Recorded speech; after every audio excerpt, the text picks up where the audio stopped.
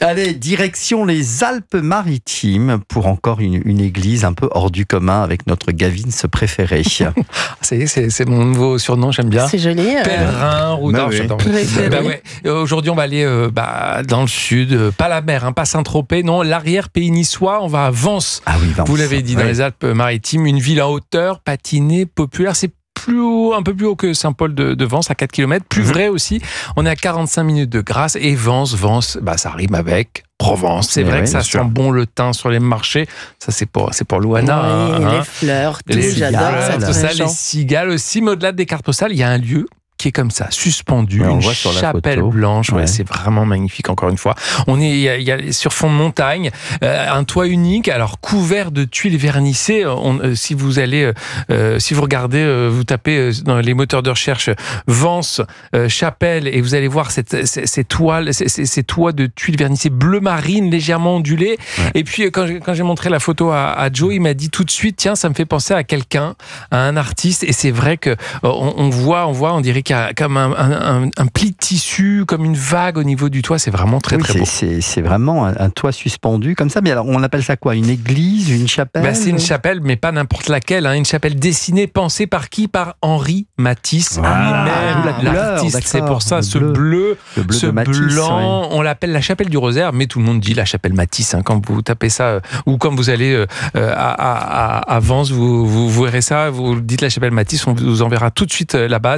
C'est là que le peintre lui-même, il l'a entièrement conçu, des murs au mobilier, des vitraux jusqu'aux chasubles des prêtres. Ouais. Carrément. C'est un geste total. Ouais, tout, il a tout fait. C'est un dernier souffle. Un dernier souffle d'artiste. Il dira lui-même: j'ai commencé par le profane, et voici qu'au soir de ma vie, je termine par le divin. J'adore cette phrase. Mais c'est déjà arrivé qu'un peintre conçoive totalement une chapelle, une église. C'est unique, Roland. Tout commence à la fin des années 1940. En fait, Matisse est âgé, il est malade, il vit à Vence, et là aussi, j'adore cette histoire. Il retrouve une jeune femme qu'il avait connue pendant la guerre. Elle s'appelle Monique Bourgeois. Elle l'avait soignée et elle est devenue religieuse. Elle s'appelle Sœur Jacques-Marie et elle lui confie un rêve, c'est bâtir une chapelle pour sa congrégation. Et Matisse va accepter.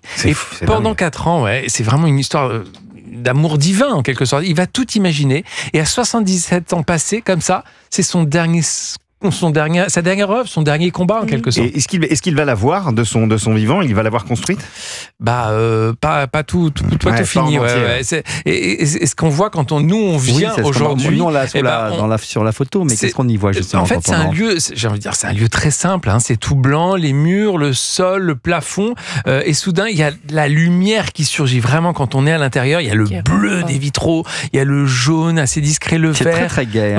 C'est vraiment très c'est provençal et en même temps, on a l'impression d'être dans un très reposant, très apaisant. On a l'impression d'être dans un tableau en quelque sorte de Matisse. Et Aragon dira, c'est si gai qu'on pourrait en faire une salle de bal.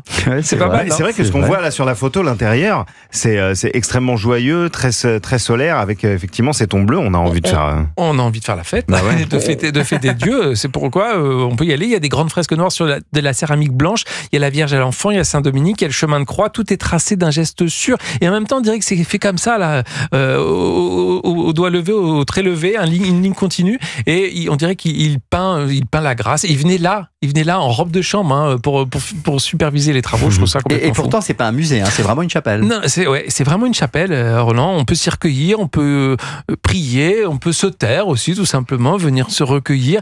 Mais à côté, si vous avez envie d'en savoir un petit peu plus sur l'endroit, il y a un espace muséographique, comme on dit, qui présente les esquisses, les chasubles, les modèles, les doutes aussi du peintre quand il venait travailler là. On voit le travail, on voit les recherches et on comprend mieux ce qu'il a voulu faire, ce qu'a voulu faire Matisse. C'est pas un décor, mais c'est un espace spirituel total. Et c'est ouvert toute l'année, on peut le visiter quand on veut? Alors oui, sauf l'hiver, c'est fermé de mi-novembre à mi-décembre, donc faut réserver, il y a des groupes limités si on veut, c'est 7 € l'entrée. Bref, c'est beau cet endroit, c'est une œuvre d'art. Merci Gavin, encore pour avoir déniché cette chapelle, cette église un peu insensée, il faut bien le dire, dont le grand Matisse est le maître d'œuvre. Bravo. Complètement, et on se retrouve cet après-midi.